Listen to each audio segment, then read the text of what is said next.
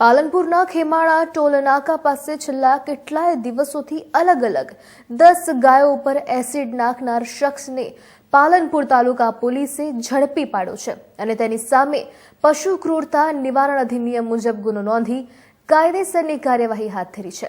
સમગ્ર વિગતની વાત કરવામાં આવે તો પાલનપુર આબુ હાઈવે ઉપર ખેમાળા ટોલ નાકા પાસે જુદી જુદી ગાયો પર એસિડથી આ વ્યક્તિ જે છે તે હુમલો કરતો આવ્યો હતો। આ અધમ કૃત્યથી ખાસ જીવદયા પ્રેમીઓમાં ભારે રોષ ઉભો થયો હતો। વાત કરીએ તો ખાસ એસિડ નાખનારા શખ્સને ઝડપી લેવા માટે ઉગ્ર માંગ ઉઠવા પામી હતી અને જેને લઈને પાલનપુર તાલુકા પોલીસે અલગ અલગ ટીમો બનાવી બધા જ સીસીટીવી ફૂટેજ ચેક કર્યા હતા, શોધખોળ હાથ ધરી હતી અને આખરે આ શખ્સને ઝડપી લીધો છે। આ અંગે પાલનપુર તાલુકા પીઆઈ MR બારોટે જણાવ્યું કે જે સ્થળે ગાયો પર એસિડ નાખવામાં આવતું હતું તેની આજુબાજુના તમામ ખેતરોમાં પણ ખાસ તપાસ કરાઈ હતી।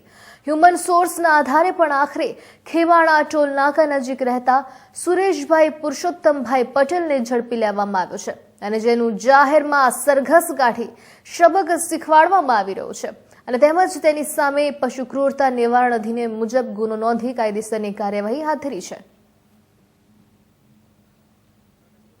અમે પાલનપુર ગૌરક્ષા દળની અંદર જોડાયેલા છીએ। ખેમાળા ટોલ નાકા નજીક ઘણા સમયથી ગાયો પર એસિડ નાખવાની ફરિયાદો મળતી હતી। અમે ત્યાં જઈને જોયું તો 8 થી 10 ગાયો ઉપર એસિડ નાખેલું હતું। પછી અમે તાલુકા પોલીસ સ્ટેશનની અંદર ફરિયાદ કરેલી હતી અને 24 કલાકની અંદર પીઆઈ બારોટ સાહેબશ્રી અને પોલીસ સ્ટાફે સાથે મળી અને આરોપીની ધરપકડ કરેલી છે। એ વગર અમે તાલુકા પોલીસ સ્ટેશનનો દિલથી આભાર માનીએ છીએ અને આરોપીને કડકમાં કડક સજા થાય એવી અમારી માંગ છે। જય ગૌ માતા, જય રાષ્ટ્રમાતા। 26/11/24 રોજ પાલનપુર તાલુકામાં દલજીભાઈ ફરિયાદીનાઓએ ખેમાળાના સરપંચશ્રીએ ફરિયાદ આપેલ કે ખેમાળાની આજુબાજુમાં ગાયો ઉપર એસિડ નાખવાના બનાવો બની રહ્યા છે।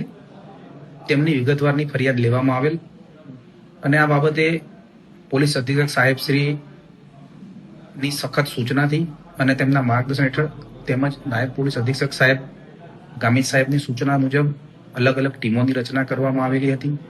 ખૂબ જ સંવેદનશીલ બનાવ હતો જેમાં અમારા LCBની SOGની ટીમ તથા અમારા ડિસ્ટાફની ટીમોએ છેલ્લા 3 દિવસથી સતત આની ઉપર કાર્યરત હતા અને તેમાં હ્યુમન ઇન્ટેલિજન્સ દ્વારા તથા આશરે 150 જેટલા CCTV કેમેરા ચકાસવામાં આવેલા છે અને બાદમાં આરોપી સુરેશભાઈ પરસોત્તમભાઈ ગામવાનાઓને આ બાબતે પૂછપરછ કરી અને તેમની કબૂલાત કરતા હોય જેમને ધોરણસર અટક કરવામાં આવેલ છે।